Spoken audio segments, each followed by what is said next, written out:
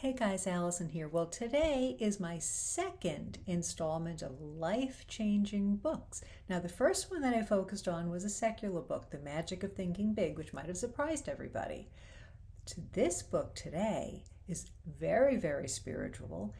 It's by Fulton Sheen, and I came across it by accident when I was in my 20s. I was doing pro-life work and I was doing research in the library, and I happened to come across this book called The World's First Love by Fulton Sheen.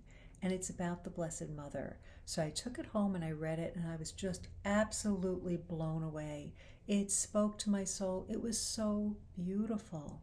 So I returned the book, and a few weeks later I thought, I got to read it again. So I took it out another time, and the book was out of print, so I couldn't get my own copy. So I thought about saying, hey, I lost the book, let me pay for it and keep it. But figured that's not really the right thing to do, so I returned it. Well, the next time I went to take it out, it was gone. They had sold it off, believe it or not. So I told several people, clients and everybody, about this book. And everybody kept going to used book sales and finding a copy of the book, and I didn't have one. Until all of a sudden, everybody started giving me used copies of the book. Everybody finally found extras. And now I believe it was back in print recently. I think it still is in print again, so you can get it on Amazon. The beauty of this book, I want to read you a couple of excerpts, and you'll see why I think it's so beautiful. I think that everybody needs to read this book. The main point that he makes is that Mary is that prototypical woman.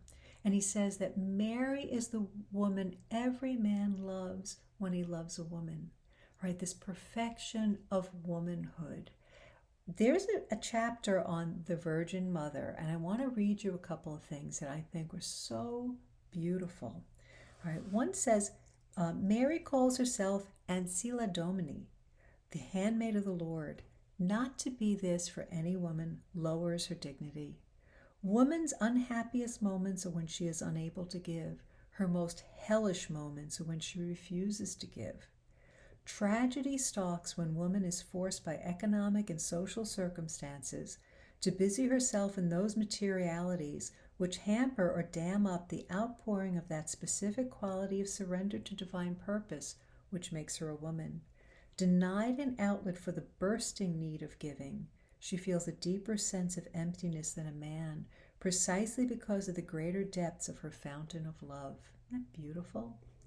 For a woman to be the collaborator with the divine, whether it be helping the missions, visiting the sick after business hours, freely offering services to hospitals, or mothering her children, is to enjoy that equilibrium of spirit which is the essence of sanity.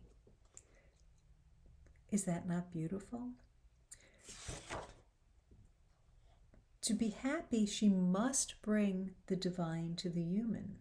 The explosive revolt of woman against her alleged inequalities with man is at bottom a protest against the restraints of a bourgeois civilization without faith, one which has chained her God-given talents. What every woman wants in the mystery of love is not the bestial burst, but the soul. Man is driven by love of pleasure, woman by the pleasure of love, by its meaning and the enrichment of soul it grants. Wow. You can meditate on that all day long, how beautiful it is. You know, it's interesting when you look at some of the vocations that women have chosen. Teaching, mothering her children, so many things that we as women can bring into the world. And it just doesn't have to be those service things, but it could be wherever we are, we need to bring the divine to the human. We need to be in touch with that power and that beauty that God has given us. The world has really distorted it, all right, that we want equality. And really, we're lowering ourselves sometimes when we're asking for that. If anything, I don't want to say we're higher, but we've been given this beautiful vocation to love, which is the most important thing in the world. God said Adam it was not good for him to be alone, and he created woman as the kind of the highest point of his creation, all right, after Adam. So we have something to bring, and I think that if women stop and think about what their frustrations are, there is that desire to love and to be loved, for someone to see our beauty. All right, if you ask most women, they want someone to tell them they're beautiful, but not just physically. I think our world has turned this into just physical beauty. And let's face it, that's sometimes a never-ending battle.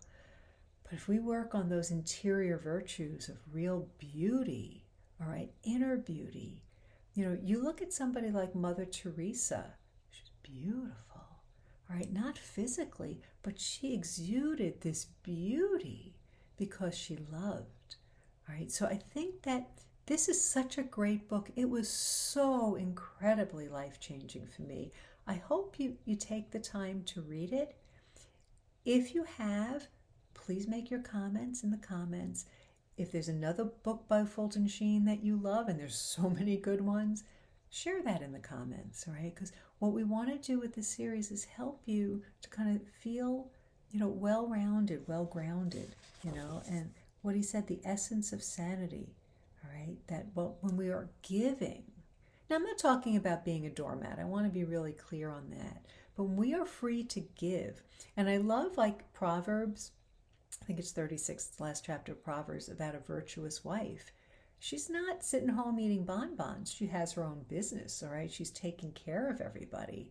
Her husband praises her. It's so beautiful, all right? The virtuous wife, to find a worthy wife. And you don't have to be married to be that person. Believe me, I wasn't married for a very long time, but that's what we want to strive for, to be that virtuous woman. And it doesn't mean that you can't work outside the home. It doesn't mean that you can't have a business or a career, but we need to be in touch with the power of our femininity, and that's what's going to change the world, all right? Femininity is powerful, guys. So I hope you find it helpful. I think men will really get a good read from this also, to kind of realize, like I said, that's the woman every man loves when he loves a woman. How are we supposed to love?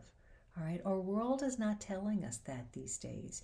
I often look back at people in the 40s, all right, 30s and 40s. The entertainment supported, more traditional roles perhaps, or, how a man should treat a woman, how a woman should treat a man. That was a lot more prevalent then, and now it's just become a free-for-all, all right? It's very confusing for a lot of people. So I love this book, The World's First Love by Fulton Sheen. God bless you.